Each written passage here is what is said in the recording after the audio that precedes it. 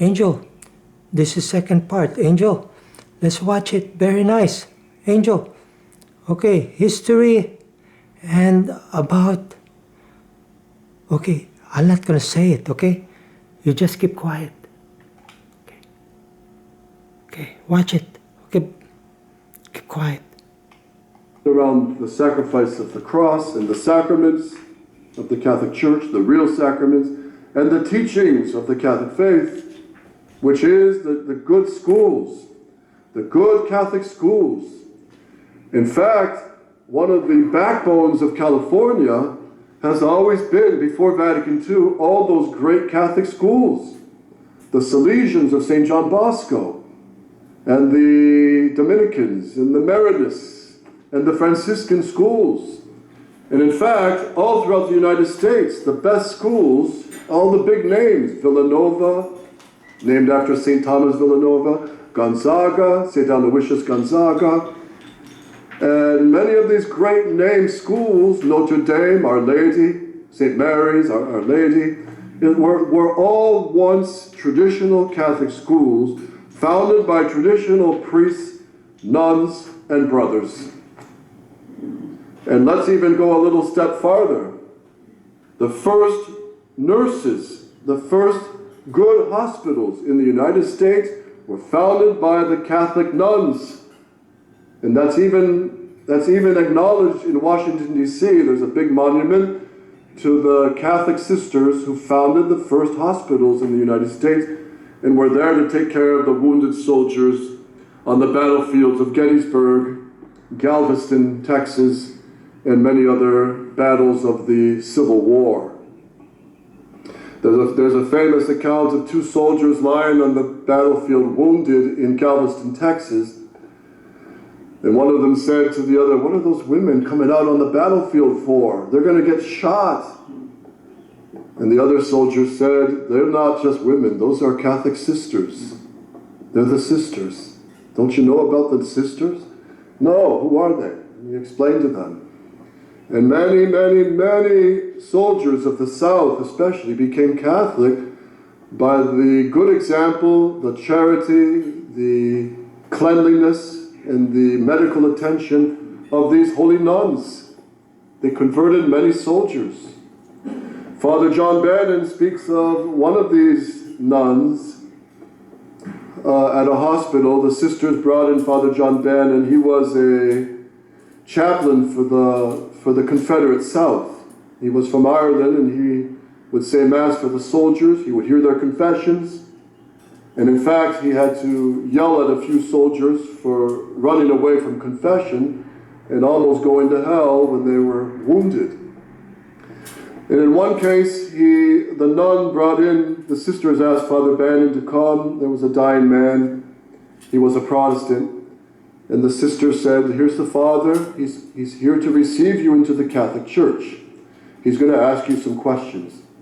So the dying soldier, the priest said, "Do you believe in God, the Father Almighty? Do you believe that God is one in three persons, Father, Son, and Holy Ghost?" And the soldier said, "Sister, do you believe that?" She said, "Yes, I do." "Okay, I believe it, Father." And the priest would ask, "Do you believe that Christ established the Catholic Church, and outside of this church there's no salvation?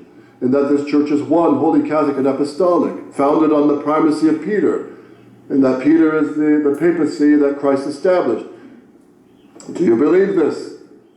And he would turn to the nun and say, "Sister, do you believe this?" "Yes, I do." "Yes, Father, I believe it." So he would go through all the tenets of the Catholic faith, and each time he would turn to the sister and say, "Do you believe this?" "Yes, I do." And finally he said, "Because of Sister, I do believe all this." He was baptized, he received all the sacraments, and he died a Catholic, thanks to the sister. If that sister wasn't there, he probably wouldn't have been a Catholic, and he saved his soul. So that's Catholic civilization. And Europe was once Catholic. Europe was the pillar of Catholicism. Europe sent missionaries all over the world. Think of Ireland, how many priests and sisters came from Ireland to the United States. They exported priests, and Ireland is hardly the It's not, it could fit into the state of Illinois, no problem. It's a small country. But they used to export priests and nuns. And Europe was the faith, and the faith was Europe, said Hilaire Belloc. But now Europe is being punished because they rejected Christ the King. And now with the Olympics, they had that horrible blasphemous opening ceremony of mocking our Lord Jesus Christ at the Last Supper.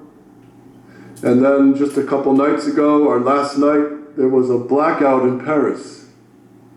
And the only lights that stayed on were the lights illuminating the Basilica of the Sacred Heart of Jesus.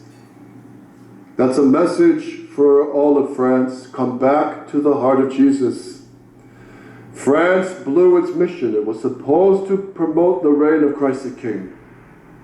And the prophecies say France, among all the Catholic nations, will be punished most for returning their back on the Catholic faith. So that's where the future is. It's in Catholic tradition. It's in the traditional Catholic Mass, the sacraments that Christ instituted, and of course the primacy of Peter.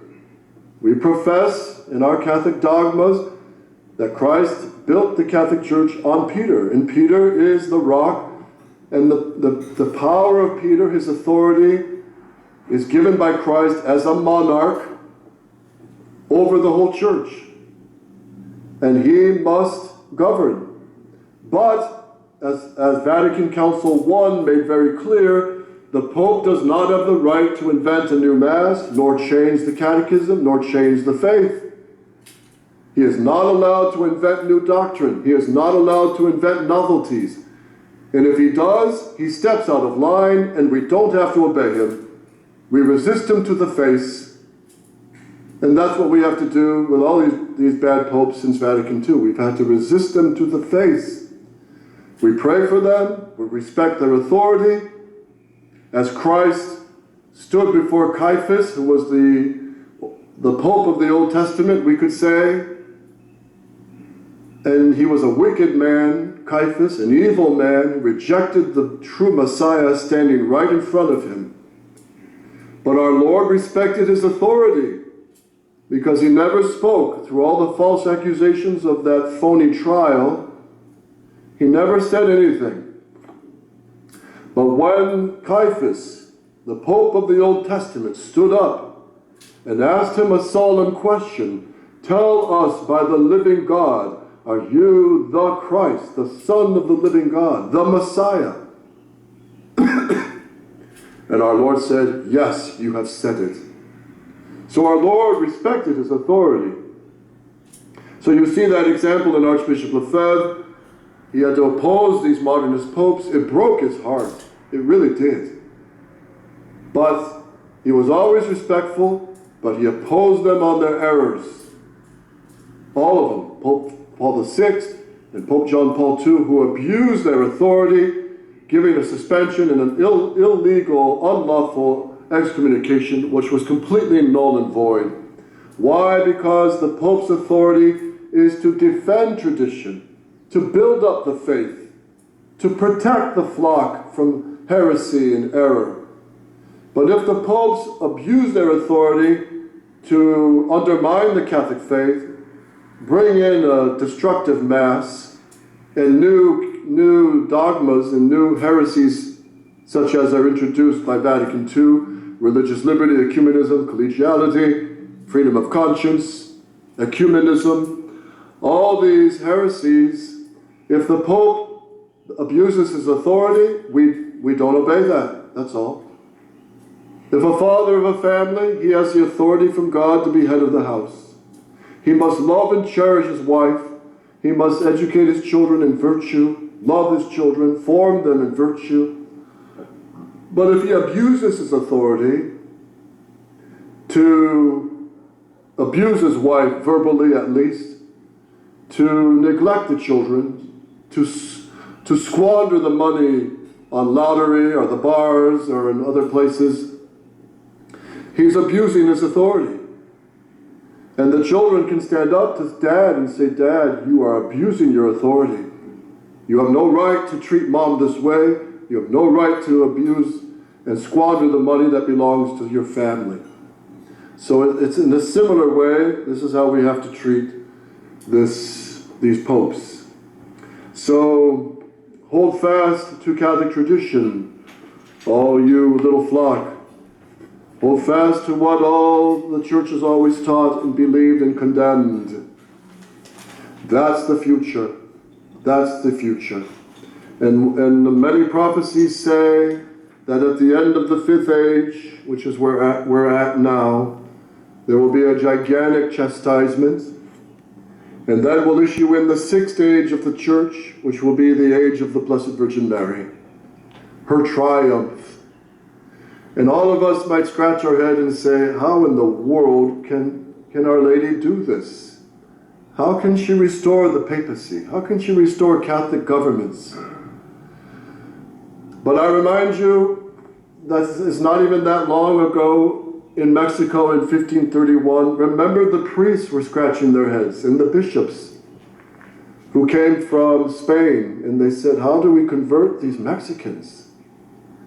The Indians, the Mayas, and the Aztecs, they're butchering girls, young men, athletes, ripping their hearts out by the thousands all over Mexico. It wasn't just Mexico City where they had the human sacrifices. And even in the U.S., they have found Indian tribes who did human sacrifices. So the priests and the bishops were just praying, how do we convert these people?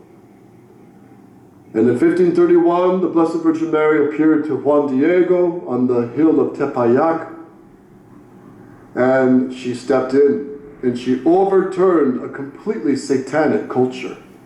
So that within 10 years, there were over 8 million baptisms of the Aztec Indians.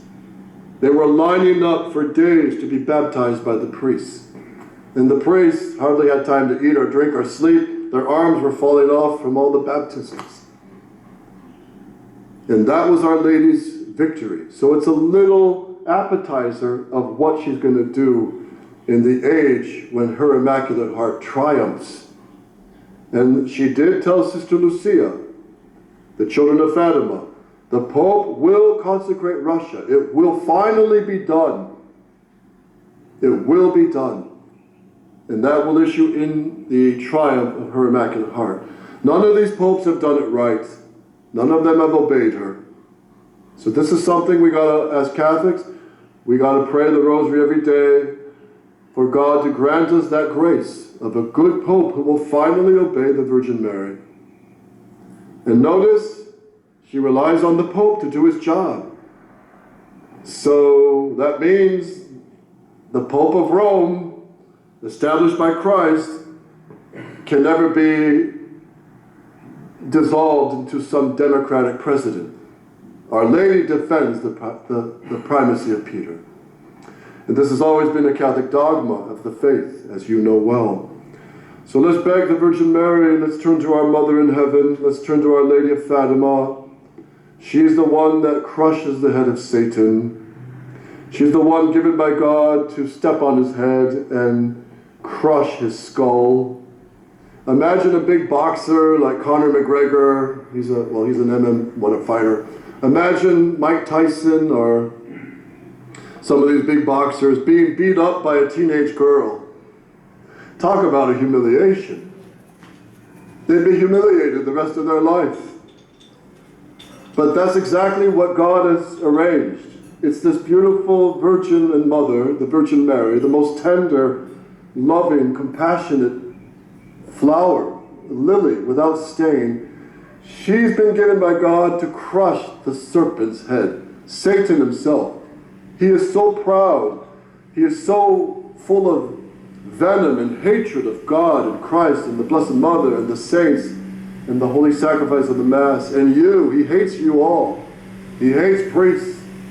But God, to humble his pride, has given the most tender flower and beautiful rose he ever created to crush his head.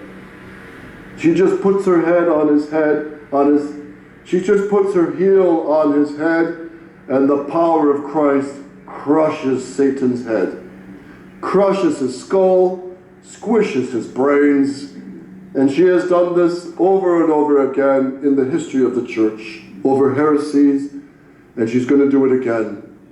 So what an exciting time, really, that we look forward to the triumph of Our Lady. But don't be negligent. We got to do our part, which is to offer sacrifices, keep the commandments, live in the state of grace, profess the Catholic faith, keep the daily rosary, at least 5 decades, wear the brown scapular, keep the 5 Saturdays of reparation to the Immaculate Heart. O Mary, conceived without sin, pray for us who have recourse to thee. O Mary, conceived without sin, O Mary, conceived without sin, and for those who do not have recourse to thee, especially all communists and Freemasons and other enemies of Holy Mother Church, amen. In the name of the Father, and of the Son, and of the Holy Ghost, amen. Angel, you like it, Angel? Angel, you like it? Okay, we're gonna watch it again, okay? Let's watch it, okay, Angel? Okay, bye-bye now. Smile, Angel. Bye-bye. Okay. Angel, okay.